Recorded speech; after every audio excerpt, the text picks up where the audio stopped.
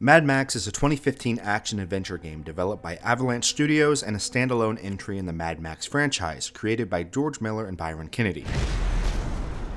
First off, a little history. The original Mad Max, which released in 1979 in Australia and the following year in the US, was director George Miller's first feature-length film. He wrote it alongside first-time screenwriter James McCausland, and the titular Max was played by a fresh-out-of-acting school Mel Gibson. It was produced for roughly $350,000 to $400,000, and the shoot was described by Miller as guerrilla filmmaking, as the limited budget meant they couldn't even afford permits to shut down roads. Considering this is a franchise about people in BDSM gear crashing their cars, I'm sure you can imagine how dangerous this was. Thankfully, Victoria police got involved in the production, closing roads and escorting cars as a favor, keeping the shoot relatively safe while maintaining their minuscule budget. On release, Mad Max was a smash hit, raking in $5 million Australian dollars at home and over $100 million American dollars worldwide, making it the most profitable film ever made, a record it maintained until Blair Witch stood in the corner 20 years later. Audiences were entranced by its dystopian vision of the future, inspired by the real-life oil crisis of 1973, and its odd characters did darkly humorous things, an aspect that was further developed by its sequel, Mad Max 2, known in the US as The Road Warrior. The Road Warrior is still considered by some well-known creatives to be one of the greatest action films ever made, and many of its qualities are still considered textbook examples of how to portray that quality well in film. For example, in this list of the greatest movie henchmen of all time, Wes from The Road Warrior,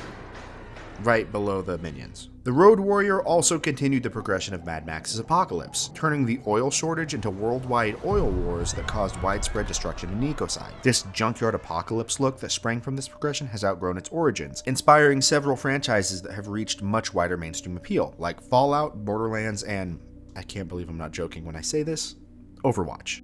Rounding out this trilogy, Beyond Thunderdome is the only PG-13 release in the franchise, and its legacy is a little more mixed. Pros, the Thunderdome is cool, the strange characters are turned up to 11, and Tina Turner doing whatever the hell she wants and dropping We Don't Need Another Hero. Cons, significantly less car action, and it feels like a PG-13 movie. And trust me, if you don't understand why that's weird already, you will by the end of this video. Thunderdome also took the apocalypse to its obvious finale, the few countries who still had power after the events of the Road Warrior nuking the shit out of each other. From here, Mad Max canon is a little strange. For starters, even the first three feel a little disconnected from each other due to the different stages of the apocalypse. Going from one to the next can be a little jarring at times. Also, George Miller himself sees the canon as pretty nebulous. The exact events of the end are never described in detail because the perspective you're looking through is intentionally unreliable. You're hearing tall tales of wasteland legends, told by elders living in a somewhat rebuilt world. So, you could say there is no real canon. These films are connected in the same way that the Maguire and the Garfield Spider-Man films are. This allowed for several unofficial spin-offs, including one that most people don't clock as a Mad Max film, the cinematic masterpiece Pixar's Cars. Cars is set in a post-human world where the cars have come to life and live the lives that humans did back in the day. And there are actually subtle hints that the apocalypse that led to this world is the one portrayed in Mad Max. For example, Chick Hicks is in Fury Road.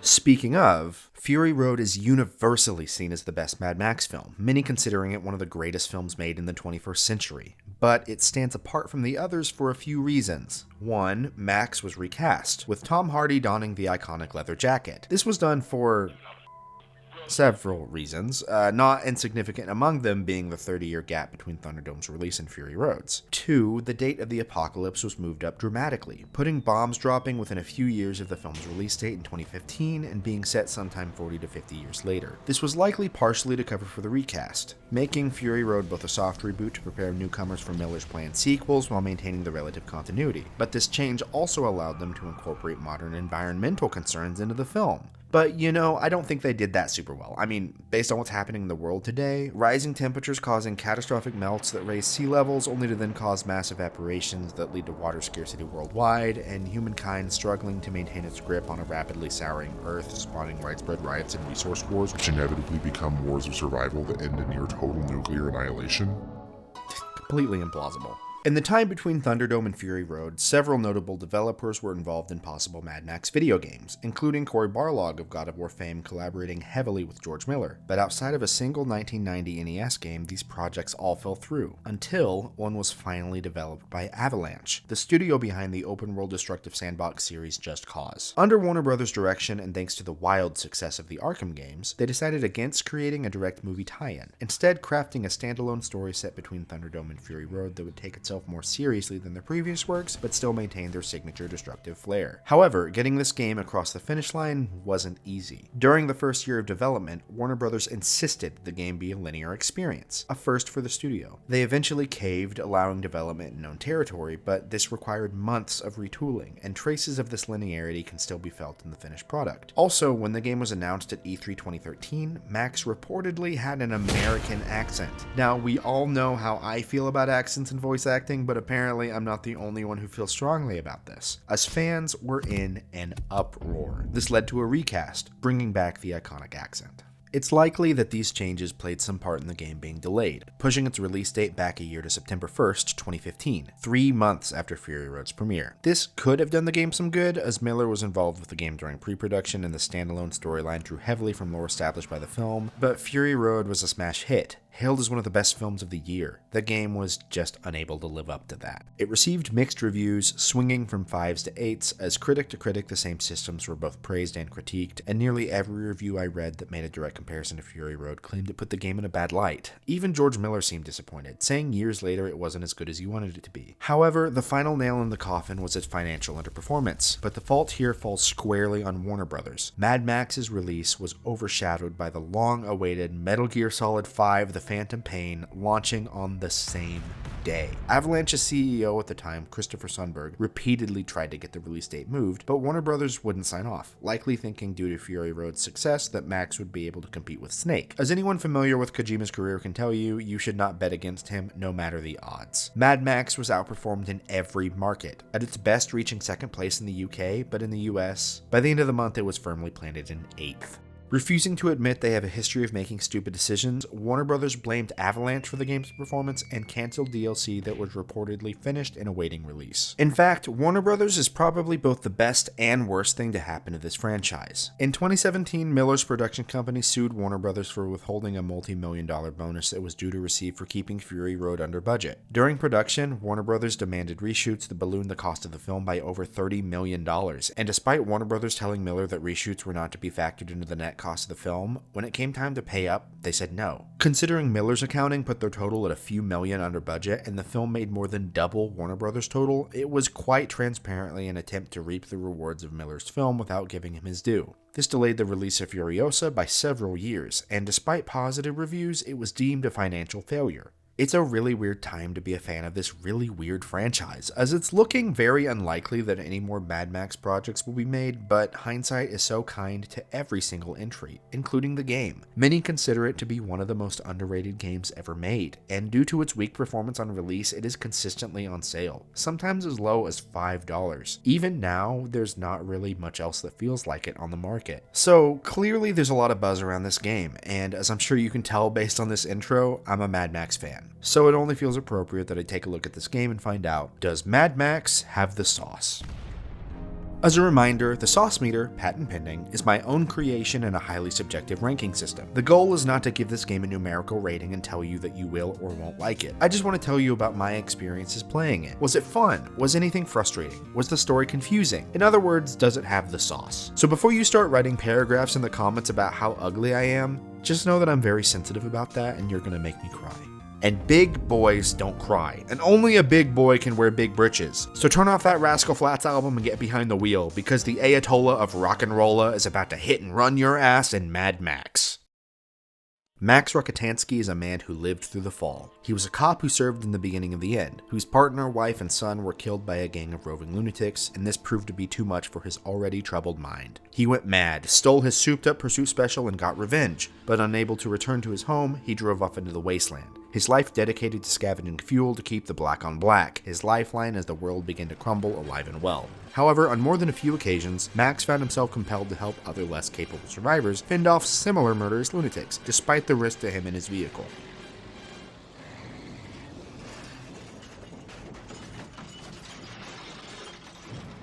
She'll be fine, I'm sure. Max still always insisted that he was a loner, that he didn't care for others, only using them for his own gain. And somehow, whether due to his time out in the deserts of the wasteland or intentional mental blocking, he began to forget his past, sinking deeper into madness and hallucinations. By the time the game starts, he's roaming dried up seabeds seeking the endless plains of silence, where he hopes he'll finally find some measure of peace. Unfortunately, a party of war boys led by Scabrous Scrotus, ruler of Gastown and son of Immortan Joe, catches Max away from his car, beats him and takes everything, including the black on black. Max manages to get up and climb aboard Scrotus's war rig, fight him and his dog, and embed Scrotus's own chainsaw spear in his skull, before being thrown from the rig and left for dead again. Max wakes up, calms the dog, which the very level-headed Scrotus kicked from the rig for not immediately killing Max, and begins to roam the wasteland looking for shelter. Eventually, Max meets Chumbucket, a heavily disabled Blackfinger who worships a strange deity he calls the Angel Combustion. Essentially, he worships engines, sees cars as holy, and treats the act of working on them as communing with the divine, which appears to be strangely sexual for him.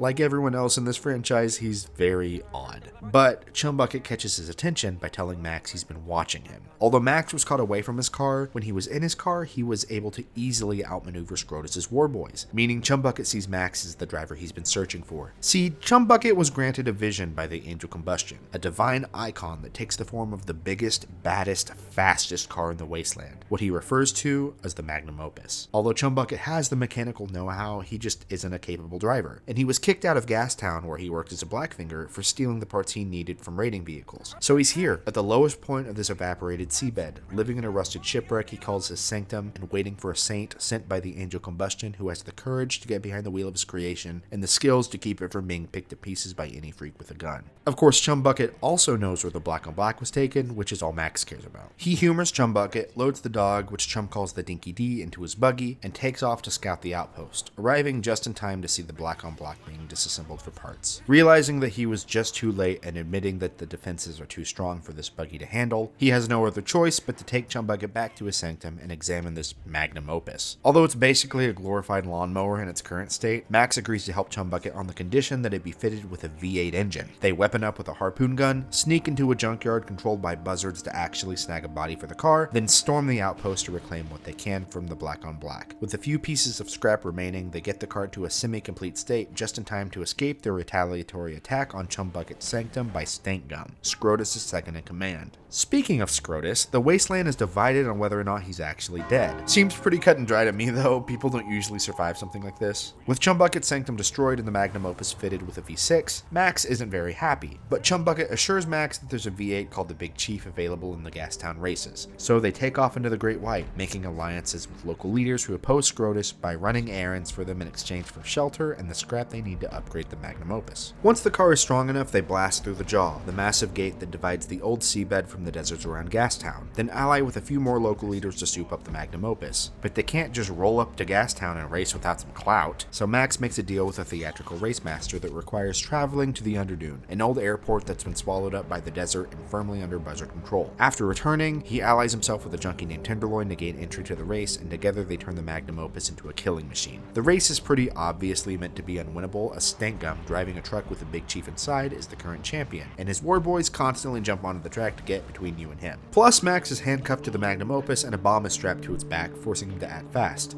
Also, really all you need to do is blow up Stank Gum's massive car. I don't think these people know what a race is.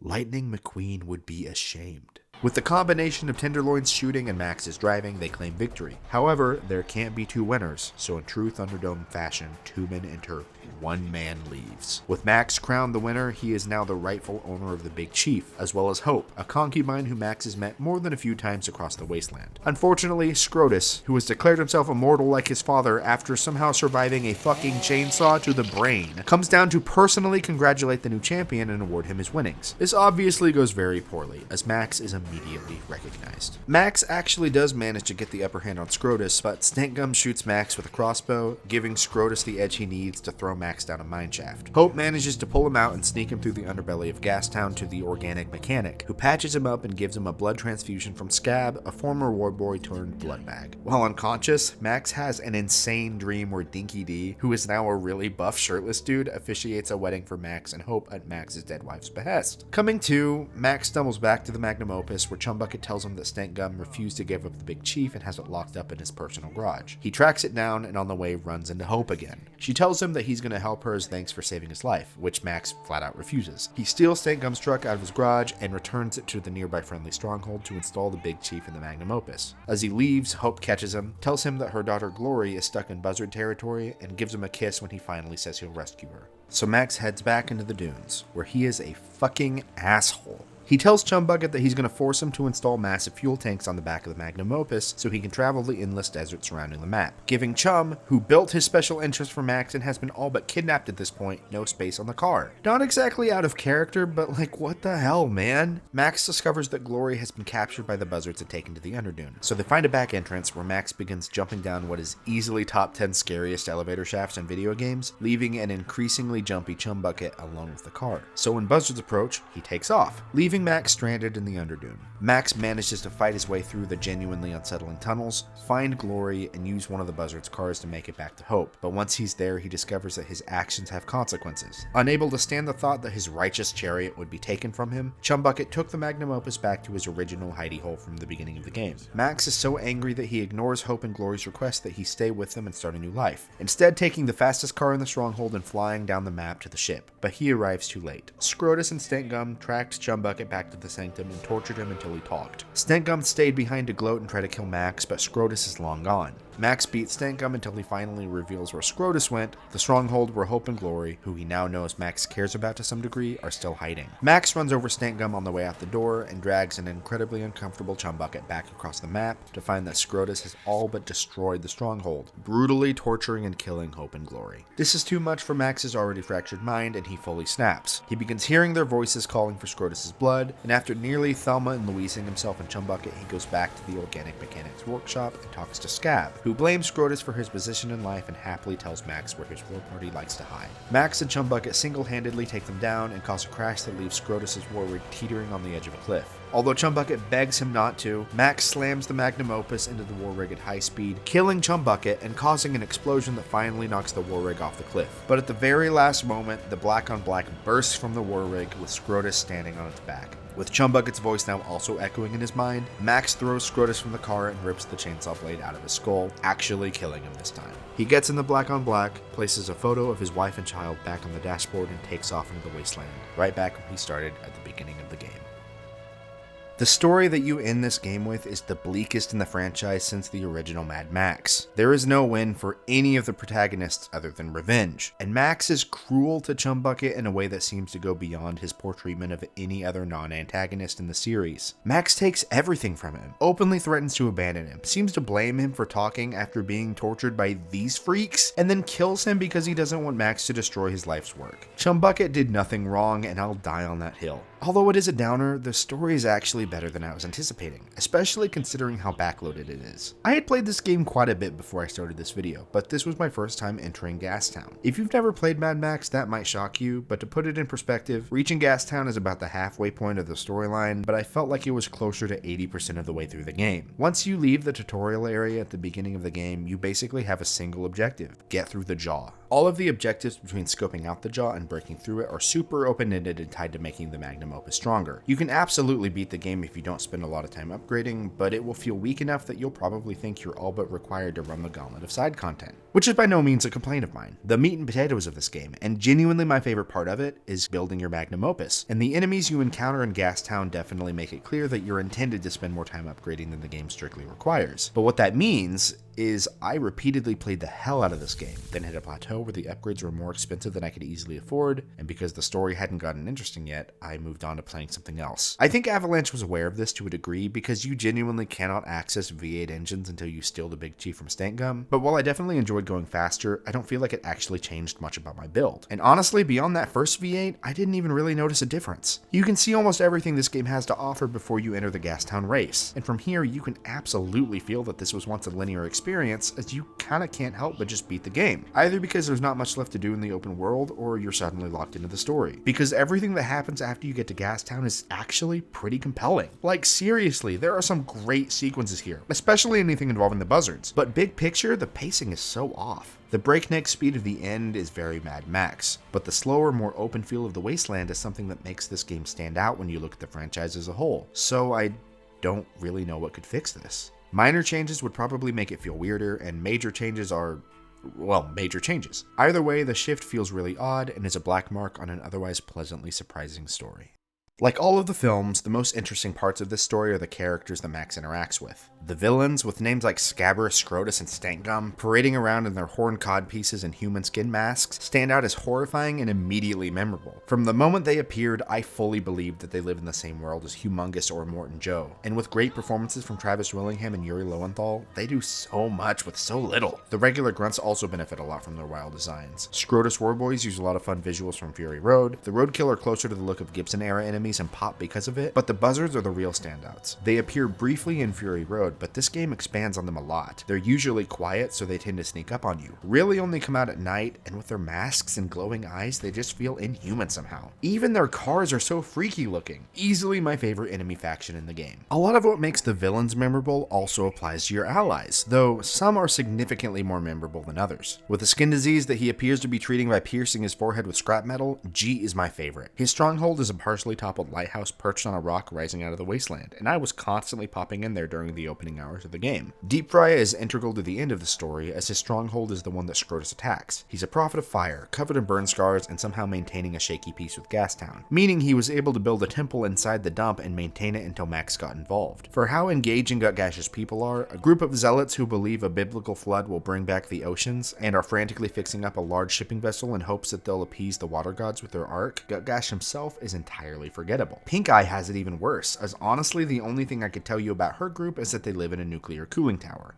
Then we've got Hope and Glory, which are very weak, especially considering their load-bearing position in the plot. They're not bad characters, but Hope being a conventionally attractive, relatively normal person who inexplicably falls for Max, and Glory immediately clocking Max as a father figure when we see in-game that she had other men in her life who genuinely cared for her that she did not see as a father figure, it feels a little contrived. The plot doesn't suffer for it, but it had me gesturing at my TV in confusion more than once. My favorite character is Chumbucket, and genuinely, I don't know how they managed to make him not annoying. His dialogue is consistently hysterical, dropping crazy hints that he's gonna fuck the car while Max is away. Just go. I would actually appreciate some time alone with her and the old socket wrench. Or my personal favorite, if you consistently get in on the wrong side of the car, like I did over and over again since I'm an American, he says this. Have you no remembrance of where the steering wheel is located? It cannot be alien to one sent by the angel. Surely, you test my faith. Test. And I just adore Chumbucket. He's honestly up there with my favorite video game sidekicks. He's just like a freaky version of Clank, and I love that. He's voiced by Jason Spizak, and I think he really deserves some praise for this performance. He took such a strange character and made him genuinely fun to spend time with. Fun fact, Chum appears very briefly in Furiosa as the Citadel Blackfinger who gives her this fuck-ass car that she uses to hunt down Dementus. I was straight up hooting and hollering in the theater when I saw this. Isn't she wonderful? The last character I want to talk about is unfortunately where I start getting into my major issues with the game. This is Griffa, a wandering shaman who acts like a level up system for Max. He appears several times toward the beginning of the story, speaking cryptically to Max about his past before giving him the Fire and Ash special. Griffa is odd, which is not enough for him to stand out in this game, but he truly seems like he doesn't belong in this world. And I don't mean that in the created character in a cutscene kind of way. He feels like an other. It's not even really the mysticism. He talks to Max like he knows him better than Max knows himself. Max has no memory of him, but all of Max's rebuttals to Griffa's statements are twisted back around to support his point. Plus,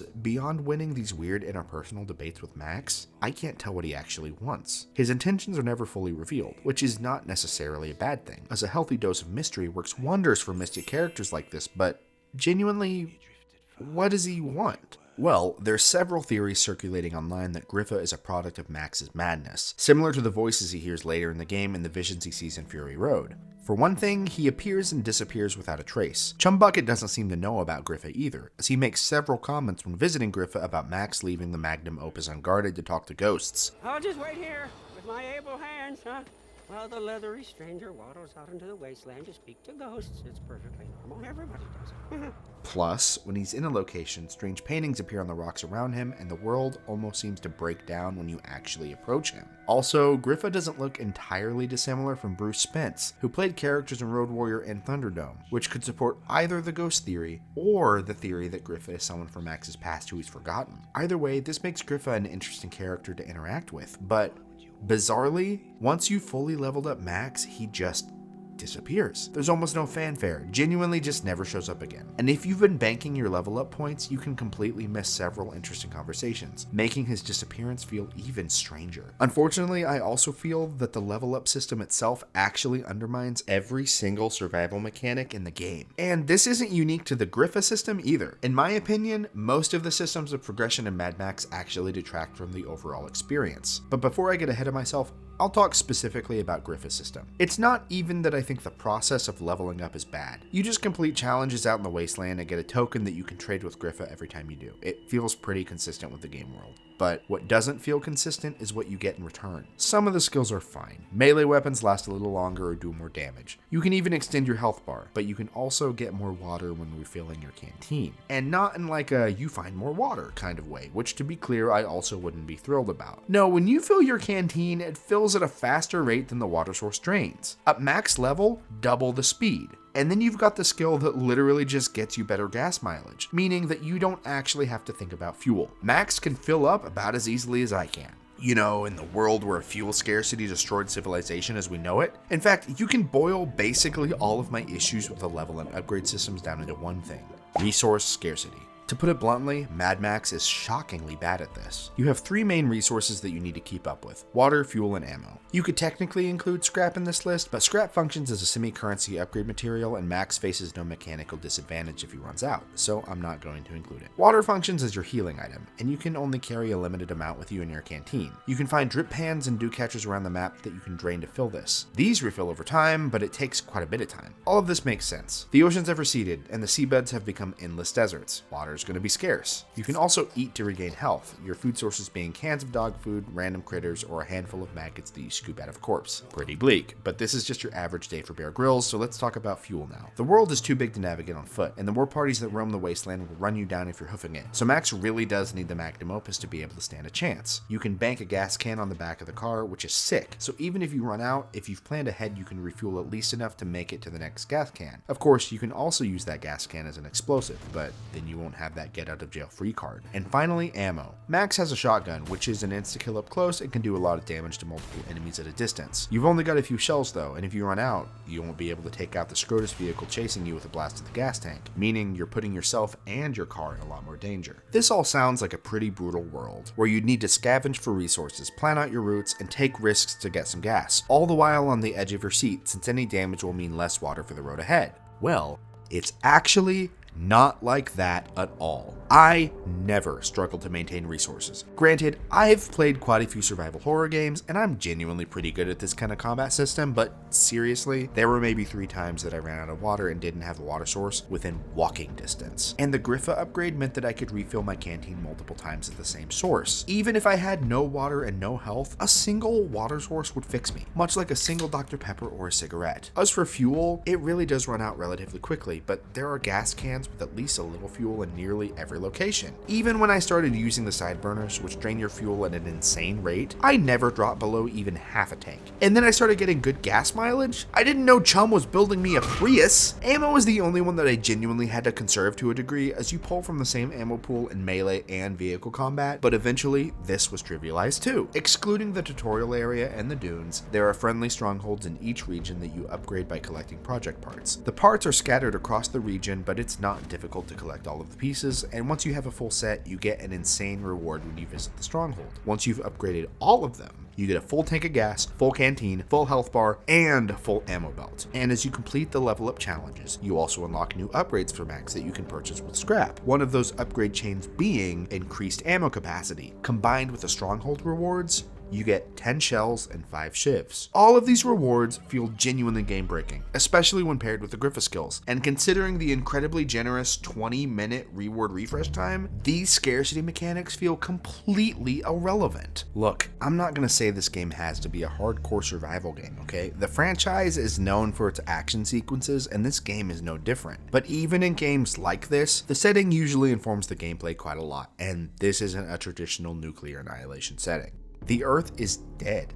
The seas receded and we ran out of food before the bombs dropped. Plus, we're only a few decades into the end at most. The Fallout games take place 200 years later, so I can accept that they've got a proto-economy going, and that you're not really needing to worry about resources in the same way, but even in Fallout's case, Fallout 4 has a more focused survival mode. It genuinely feels strange to not need to think about these more traditional survival mechanics, because all of this feels like it was built for a really sick survival game, right? Like, I can see all of the pieces floating around here. A canteen for water, scavenging for fuel. I can picture a Red Dead style core system tracking your hunger and thirst. Hell, add in a heat stroke system that can drain your health if you don't drink enough water or spend too much time out in the open. It would take just a tiny push to put this game in a really cool niche. I'm aware that Avalanche obviously didn't want to make a true survival game. The final product is evidence enough that they wanted to make a high-octane action game with some survival elements on the side. But even though this is the case, I can't help but feel that disconnect from world to gameplay. Besides, there is another way to fabricate resource scarcity without leaning on these survival mechanics: difficulty. As an example, take The Last of Us. Also post-apocalyptic, but beyond that, the setting is pretty different. And while it is technically survival horror, let's be real, it's story-driven first and foremost. I would by no means consider it a survival game, but The Last of Us nails resource scarcity on the harder difficulties. Enemies are smarter, faster, and stronger, but your real handicap is your lack of resources. The shit you need just never spawns. The number of times I've been in the middle of a grounded playthrough and run into a situation where I've got like a roll of wet toilet paper, half a blue moon, and a 2x4 with a rusty can nailed to the end, and the game will say, "We've got 6 clickers in this room and 3 snipers trained on your position. You need to go through that door over there, but if you hit this corner first, we might be willing to give you a pair of scissors." No matter how optimally you navigate the game's encounters, and that alone is difficult, you will constantly be running out of resources. Scavenging is required if you want to roll credits, and every time you use an item, the thought crosses your mind, damn, I sure hope I don't need this later, and let's be honest, you probably will. You constantly feel like you're in the middle of one of those coughing baby versus hydrogen bomb memes. And brother, let's just say you're wearing diapers. Of course, I also acknowledge The Last of Us is primarily a stealth game and Mad Max is a capital A action game, but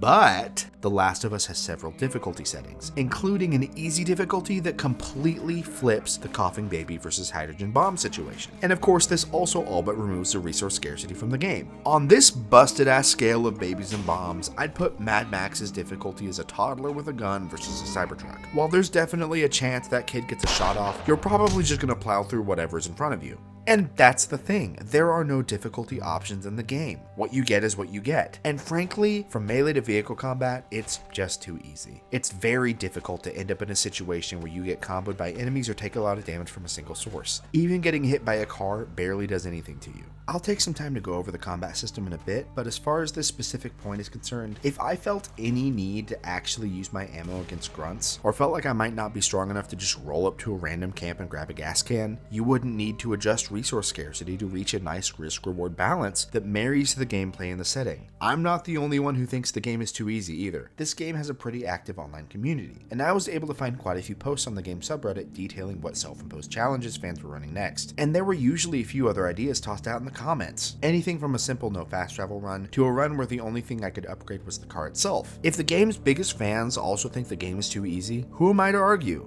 But I think it's fair to point out that while I can do a self-imposed challenge run, the game probably should have been shipped with at least one more difficulty mode. Even a slight readjustment to enemy damage would have done so much to match the feel of the gameplay to the feel of the wasteland. And since I've been going on and on about the feel of the wasteland here, maybe it's finally time to talk about it. Because I have to say, nothing quite feels like the wasteland does. It's not lost on me that this is the second game in a row that is basically just desert, so sorry to all my desert haters out there, but consider Big Britches a desert dweller.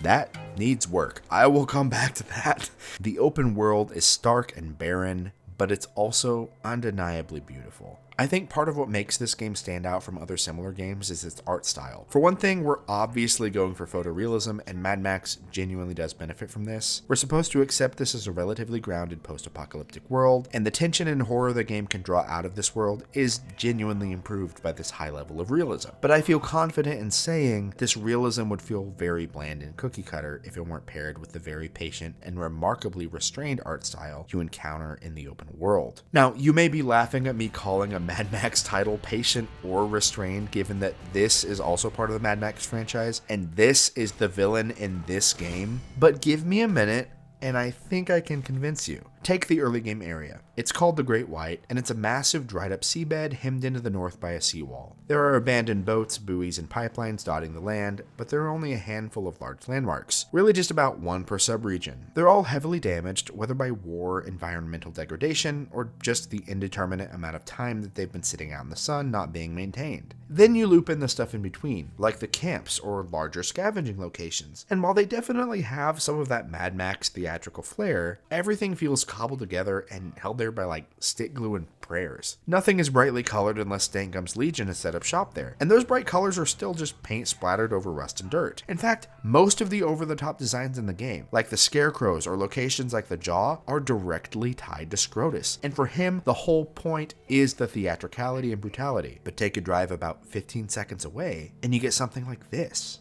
The rest of the wasteland is similar. The dead barrens are littered with remnants of destroyed towns and weathered highways. The dunes contain relatively well-preserved buildings buried in the sand, unless the buzzards have moved in. Even Gastown is an old oil refinery half buried in a massive dump, where it's hard to tell where the fortress ends and the junk pile begins. The beauty of the wasteland is found in these very mundane structures in a state of disrepair, or large objects found in places they shouldn't be. This ship lying in the middle of the desert with no water in sight. This massive oil rig missing its original platform and covered in structures made of junk. The sprawling glass-ceilinged airport buried in sand, creating a dark and genuinely frightening maze. Plus small-scale locations like this gas station that's been wiped off the face of the earth, or these abandoned shipping containers in piles around the road. They may not be classically beautiful, but they are consistently striking and make for a very visually engaging map. And maybe you've noticed the unique visual flair that ties all of this together, but if not, just look at this for a bit.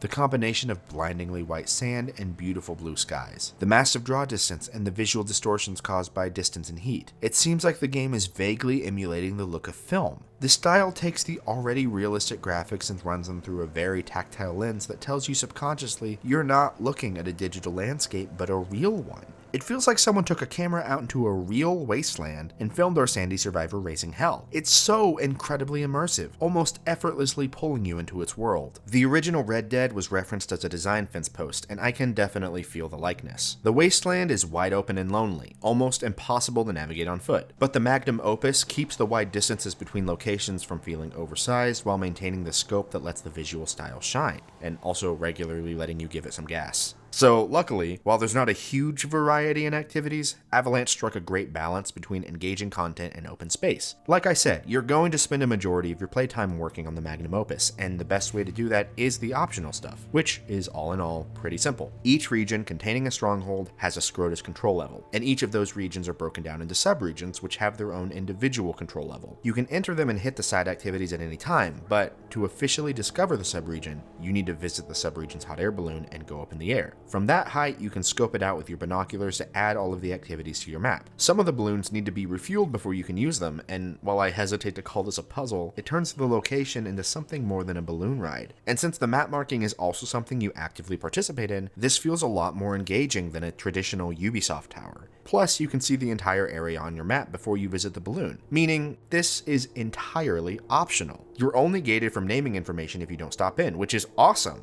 It's not like you're not going to end up doing them to map out the side content, but most games with these mechanics lock critical information, like the actual map, behind completing these. It's nice that you can prioritize other locations if you just really don't want to ride in a hot air balloon. Most of the activities in the wasteland are directly tied to Scrotus, so his control level will drop if you start knocking them out. The simplest are snipers that can do a lot of damage to Max from a long distance, and large metal scarecrows meant to spread fear and assert the dominance of Scrotus. The more involved activities are Gastown convoys that run circuits around parts of the map, and camps that act as strongholds held by Scrotus and his lieutenants. There are also minefields, but these are special, as you can't spot these from the balloons. Instead, you need to stumble onto them while driving across the map. Preferably not like this, but whatever works. You also can't handle them while driving the magnum opus, so they're pretty odd. The two activities that don't affect the control level are a series of races called death runs and nearly 200 scavenging locations spread across the map. Quite a lot to do, so it can seem a little daunting, but almost every option contributes directly to your magnum opus by giving you scrap. So pick your poison. I'll start with the snipers and scarecrows. Once again, the simplest option. You either snipe them back or take them out with your harpoon or a quick ram. Not that interesting, but since you can take them out without even slowing down, it never felt like they were busy work. The caravans are a blast, but to really get into them, I need to go over the vehicle combat, which, despite being without a doubt the best part of the game, there just wasn't enough of. First off, Chumbucket is the real MVP here, as he can heal the magnum opus when it's sitting still. This means that if you take too much damage during a chase, you'll have to back off and wait for him to fix it up. This adds a really fun layer of risk-reward to the combat, as backing off sometimes means you lose the caravan, and sometimes means you've got to get out of the car and dodge vehicles that were just chasing you while Chumbucket does tricks with a socket wrench. The car itself has several upgrades that affect attack, armor, handling, acceleration, and not always positively. So you've got to decide if your crazy strong armor is worth the speed cost or if you'd rather go balls to the wall and speed past your enemies. You've also got passive weapon options like spikes meant to kill the raiders who jump onto your car, or rims covered in jagged metal that do damage to the cars you drive up alongside. Active weapons are where it's at though. You've obviously got your shotgun, but Chumbucket has a harpoon that can attach to pretty much anything, including people. At high levels you can use it to rip off tires, but I never got tired of yanking warboys through windshields. He also has a thunderpoon, which is just an RPG, but at high levels you can use it to insta-kill pretty much anything. Your sideburners are less useful because of their fuel cost, but any car you ignite continues burning, meaning you can do massive damage to cars over time, especially if they've got too much armor for your harpoon. If you aim any of your weapons while driving, you enter a slow-mo state with major aim assist, which lets you be super intentional about your targets without much risk of careening off a cliff. This is paired with quite a robust destruction system that just feels so good. Smashing through gates, ragdolling bodies, obliterating cars, you can tell this is Avalanche's forte. It just works.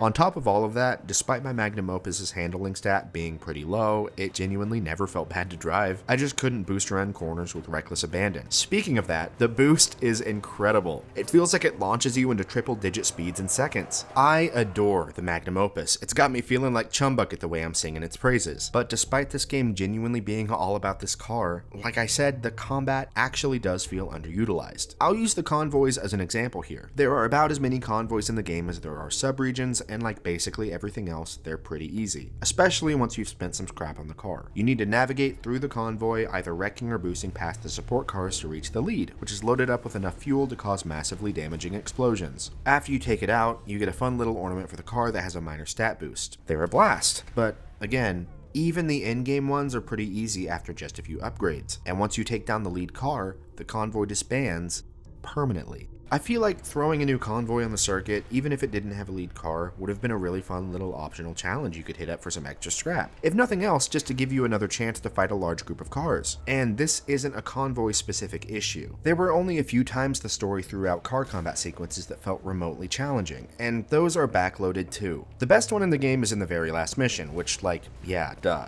But when most random open-world car encounters end in under 20 seconds, and there are only 2 other unique multi-car combat sequences in the game, well, it starts to feel a little different. Plus, arguably the bigger issue to me, the game completely lacks motorcycle enemies. I'm almost positive this is because adding motorcycle enemies means that they'd probably need to let Max ride a motorcycle, but motorcycles are a staple of the franchise. I'm not being dramatic when I say that either. This goes all the way back to the first film, and I really did notice their absence. Look, even just a few more opportunities to test the magnum opus against more than like 3 other cars would have made this so much more fun. It's a destructible sandbox, but it just feels like there's not quite enough sand, especially considering there's so much melee combat, and that does not feel remotely as inspired. It's just about the most serviceable but nothing special combat system I've ever seen. Warner Brothers was definitely steering production here as well, because this system is quite transparently a spin-off of the free flow combat system introduced by Arkham Asylum. If you're completely unfamiliar with this system, why are you watching this? This system tries to combat gamers' button mashing tendencies by turning combat into essentially a mini rhythm game, with each button press tied to a single punch, counter, stun, or dodge. All of your moves can chain together endlessly, and it's usually combined with a really addicting number go up combo system that raises your movement speed and attack power when your combo gets high enough. It's super easy to pick up, and can make you feel really cool with just a little bit of effort, but this is where the system really gets going, because while it's relatively easy to punch out one enemy, what happens when you have to fight 10?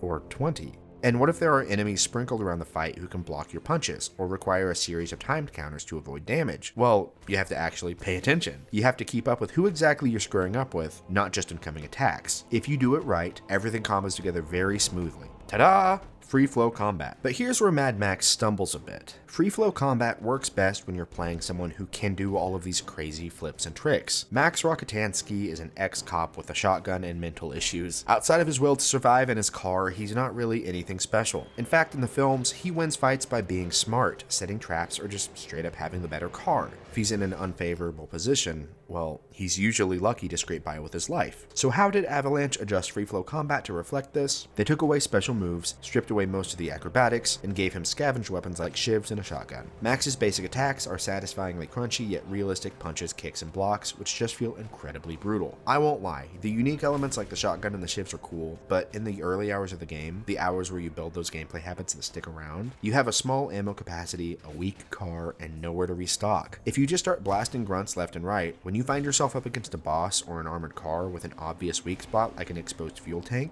you're shit out of luck. This incentivized hoarding, combined with the already stripped down moveset, means that while that jawbreaker is really fun the first couple of times you pull it off, you'll be seeing that attack over and over and over again. I lied a little when I said there's no special moves. Again, you have the shivs and shotgun if you want to spare the ammo, and you can unlock a shiv reversal and a shield smasher, but these are highly contextual and done by holding a button, which is literally the easiest thing to do with a controller. Like, come on, it's not like pushing two buttons at once is hard, but it takes a little more game knowledge and muscle memory than just holding down the button you were tapping. The most interesting addition to the moveset is a perfect parry, which if you time correctly lets you do a pretty satisfying high damage counter, but unfortunately it just feels like too little too late. Plus, without the acrobatics tying your moves together, the high combo speed boost seems to be gone, which has the unfortunate side effect of making the system as a whole feel a little clunky. Without the really smooth tactile response that makes it feel good to build a combo, free flow just feels wrong. However, you do have the Fury meter, which could function as a replacement. Your Fury meter fills a little with every hit, counter, and kill. Once it's filled, you enter a rage state in which you do more damage and regain a little health. It actually works pretty much the same as God of War's rage system, and I genuinely really like this. For one thing, it's a fun reference to Max's insanity in gameplay, but it also smooths out the combat a little bit. It actually feels pretty good, but it's not a replacement for the high combo speed boost, because even though the game tells you the Fury meter will drain if you get hit, it doesn't actually do that. So you can fill the Fury meter even if you're sucking it up. Also, it doesn't drain outside of combat. If you fill it on the last hit of the last enemy, the next time you get into a fight, you'll immediately enter Fury mode.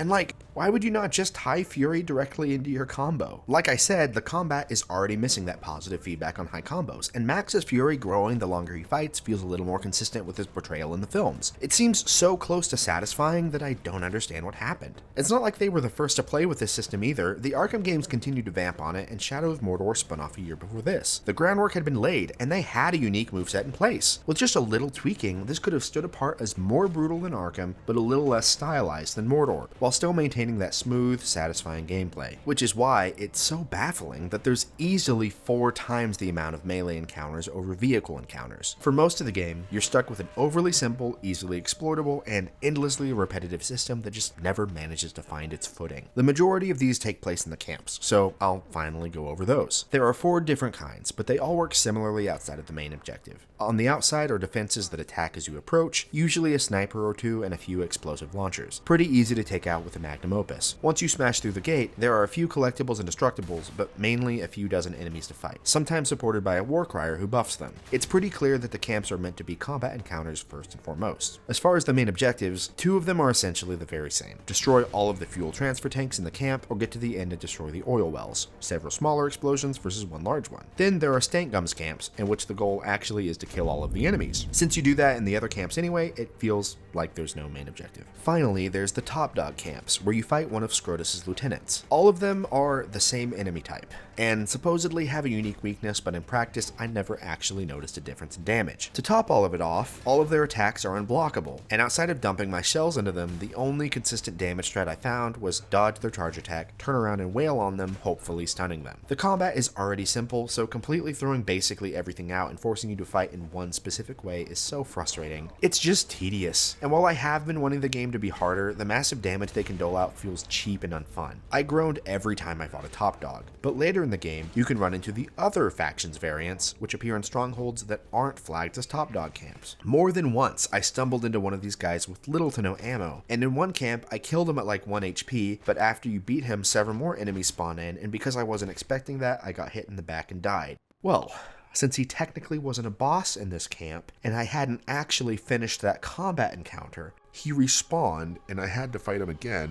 Without the ammo, I spent fighting him the first time. At least in the top dog's case, you get a new paint color for the magnum opus, but there's no extra benefit for killing the other guys. Without a doubt, my least favorite part of the game. Your takeaway from this is probably that I don't like the camps, but honestly, that's not the case. The bosses were annoying, yes, and the combat is a letdown, yes, and the collectathons get really old really fast.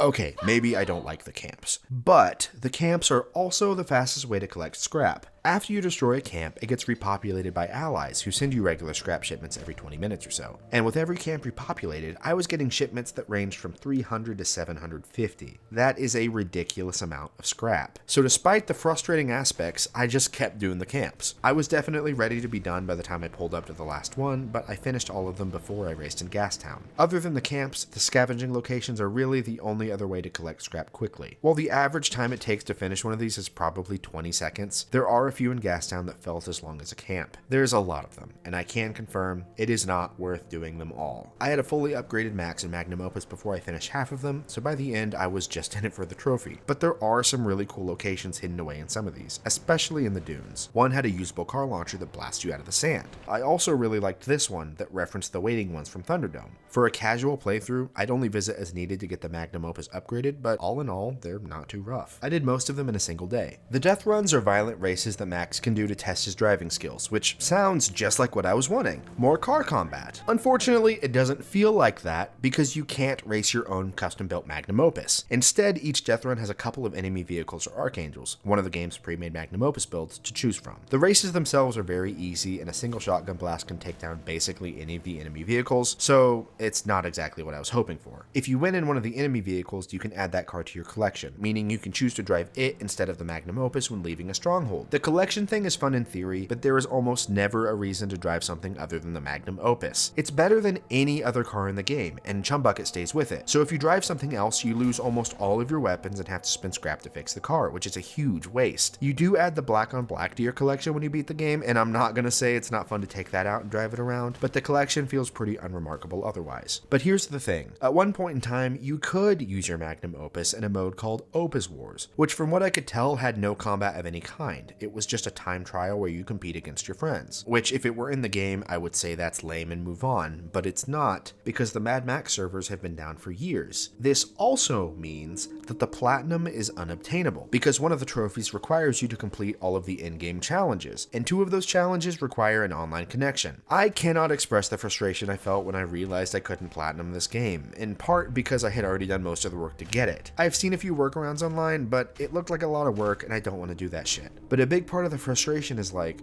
come on, man, why did you lock a trophy in your single player game behind a fucking online connection? It pisses me off that so many of these single player story driven games with half-assed multiplayer components don't separate the online trophies from the platinum. I am confident that Avalanche knew they wouldn't be keeping the servers up long term, and I am also confident that they added this trophy knowing that fact. Full transparency, any single player game that does shit like this gets a ding on the sauce meter. It doesn't matter how good the game is, if you have online trophies under the platinum, that's a black mark in my book. There is one useful car in the collection that I haven't mentioned yet, and that's Chum's Buggy, which has Dinky D riding along in the back. This car is required to clear the minefields. Dinky D can smell the mines and reveals them when you get close. Without him, they're invisible. Since you can't spot them from the balloon, this means you need to drive the buggy around the map, hopefully getting close enough to one that Dinky D starts barking, and then spend about 2 minutes finding the mines. There's at least one in each subregion, sometimes 2, so it's a pretty monotonous task and a pretty big time commitment. Spending some time with this guy was a bonus though. Oh god damn it! Beyond that, there's not much else to do. Honestly, this is not a lot of side content, ignoring the number of scavenging locations obviously. You can blast through it all relatively quickly, and again, since almost everything helps you upgrade the magnum opus, you have a lot of incentive to actually engage with this content. As a whole, I have to say it's pretty fun. I definitely have my bones to pick, but until I got that very last upgrade, the big picture goal of unlocking every part of the magnum opus genuinely kept me motivated. But once again, the game really takes a step back as you progress here, as lowering a region's Scrotus control level to 0 means war boys no longer patrol there. And if you start working on the scavenging locations, roadkill spawns start dropping as well. By engaging with the game's content, you're also decreasing the likelihood that you'll encounter a random spawn. And while this seems like a yeah, obviously kind of situation, what's the point of building your badass car if you don't get to do anything fun with it? You can't play online anymore, and the death runs aren't very interesting anyway. So if the game stops spawning enemies, what are you going to do? Just roaming the wasteland is great, but I quickly found myself missing the mayhem of the early hours of the game. Once you hit this point, the walls fall off the sandbox, and there's nothing left to do but jump into a new one. And you know what you won't have when you start that new game? Your badass car. If I had to sum up the thoughts I've had while playing Mad Max, it's missed potential. This game is full of incredible ideas and really fun systems, but it's also non-committal, unpolished, and uneven. So, while I strap this to the sauce meter and wait for the results, I've got a couple of other thoughts that I felt were worth sharing. The harpoon is actually the funniest mechanic of all time. It reminds me of a budget Just Cause grappling hook. I laughed out loud at the way the harpoon and ragdolls work together constantly, and I saved some of my favorite bits for this.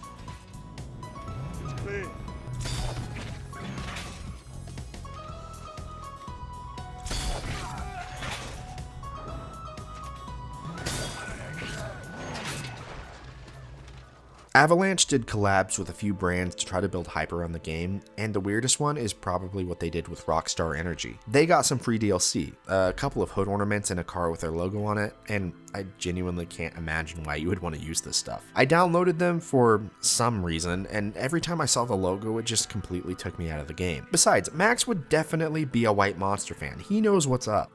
I tried to turn the magnum opus into the most iconic car in the franchise. That, of course, being Lightning McQueen. And honestly, it didn't turn out too bad. He doesn't have any armor, so he's crazy fast, and he gets great traction on blacktop but not off-road. I never actually used this build, but it was fun to drive around and pursue my dream of being inside Owen Wilson. Wow. The sauce meter's just gotten back to me, and look, I've got to say placement is a little tricky. I genuinely adore so much of this game, but I have to be fair and point out where it stumbles. It feels inches away from something better, but it shipped it close enough. Turning your car into a killing machine is incredible, but you barely get a chance to truly unleash it. The combat is a brutal reimagining of existing systems, but the way elements are implemented makes it feel repetitive and clunky. The story and characters are a lot of fun, but the pacing is so wonky that it took me years to stick with the game long enough to see the best parts. And the atmosphere, open world, and visuals come together in a beautiful cacophony of rusted metal and dried up seabeds that is undermined by low difficulty and mediocre survival mechanics. And then there are a few issues that shouldn't affect the game, but really do, like the absence of motorcycles, which is such a glaring omission for a Mad Max title that I really do feel that it's an issue. Look, I know this is a situation where a sequel would fix everything. Basically, every issue I have boils down to not enough polish or not enough game. But I can't give this game a free pass because a hypothetical sequel would be better. While I fully believe Warner Brothers made the decisions that actually killed this game, I can't say Avalanche is blameless in my critiques. So I've got to put this game at a dry rub. Not exactly saucy, but when you want it, nothing else will do. Much like a plate of dry rub ribs. Flavorful, juicy, and falling off the bone. But most of the time, you just want to cover it in barbecue and get a little messy. Thanks for watching.